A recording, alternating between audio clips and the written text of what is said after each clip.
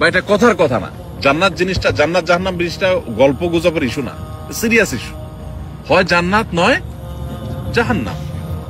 আমার সারা জীবন ব্যবসা বাণিজ্য হলো না, ক্যারিয়ার হলো না, চাকরি হলো না। আমি একটা কথা সবসময় বলি, প্রবাসীদের মসজিদগুলোতে বিশেষ করে প্রবাসীদেরকে একটা কথা কমন শুনতে হয়, সেটা হলো তোর পরে বিদেশ যায় তোর চেয়ে বেশি জমি জমা কিনছে কেমনে, তুই কি করলি? হ্যাঁ, একই কথা মায়ের, একই কথা বাপের, বন্ধু বান্ধবের, বউয়ের, সবার একই কথা। তোর লগে একসাথে গেছে, যা 20,000 টাকা পরিশোধ করছে, দেনা দায় পরিশোধ করছে, এলাকা জমি জমা সব কিনা ভরাই ফেলতেছে, বাজারে দোকান নিছে, শুনছি ঢাকাও ফ্ল্যাট বুকিং দিছে। আর তুই কি করস? তোর সাথে একসাথে গেছে, প্রতি বছর একবার করে আসে, তুই 3 বছর আসতে পারস না, তোর টাকা হয় না, কি করলি তুই? এই কথাগুলো খুব বেশি শোনা লাগে না আপনাদের? এটা কেন হয়? ওই যে বললাম, পুরা ফ্যামিলিকে টাকা দিবেন, এটা তার মাথা ঢুকেছেন, আপনার মাথাও পোক ঢুকছে, তার মাথাও পোক ঢুকাইছেন। সেও মনে করে টাকা দিতে পারলেই ছেলে আমার সাকসেস, ছেলে আমার সততার পথে থাকতে পারলেই সাকসেস, এটা তার মাথায় ঢুকে নাই, আপনার মাথায়ও সেটা নাই। এই জন্য সেও সুখে নাই, আপনিও সুখে নাই, না সে সুখে আছে না আপনি সুখে আছেন। এই জন্য ভাই, দৃষ্টিভঙ্গিটাকে বদলানোর চেষ্টা করি। আল্লাহ তাআলা আমাদেরকে সে তৌফিক দান করুন। আমরা এই প্রবাস জীবনে যতদিন থাকবো, আল্লাহর আদেশ নিষেধ মেনে পরিপূর্ণ এবং খাঁটি মুসলমান হওয়ার চেষ্টা করব। আমার জীবন চলে যাবে, ফজর নামাজ মিস হবে না জামাতের সাথে, রাতে আমি ওইভাবে শোবো, ওইভাবে ঘুমাবো, আমার ফেসবুক টিপাটিপি বা ইউটিউব টিপাটিপি করে গিয়ে আমার ফজর নষ্ট হতে দেবো না।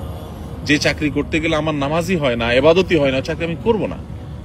এখানে আপনাদের জন্য কত সহজ ভাই, যারা ইউরোপ, আমেরিকা, পশ্চিমা দেশগুলোতে চাকরি করে, শতকরা কত % মানুষ হালাল চাকরি করতে পারে সেটা একমাত্র আল্লাহ ভালো জানে।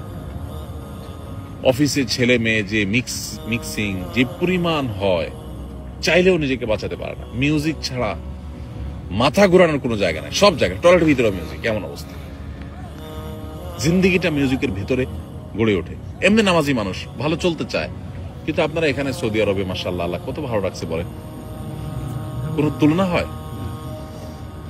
1000টা দুঃখ হয়তো আপনার থাকতে পারে, কিন্তু আপনি এখানে উপার্জন করতে গিয়ে ভেজাল পৃথিবীর যে কোনো দেশের তুলনায় সবচেয়ে কম ভেজাল। ভেজাল ছাড়া তো পৃথিবী কোথাও নাই, কিন্তু অন্য দেশের সাথে কম্পেয়ার করলে আল্লাহ আপনাকে জান্নাতে রাখছেন। এখন এই আমাদের শুকর আদায় করবেন।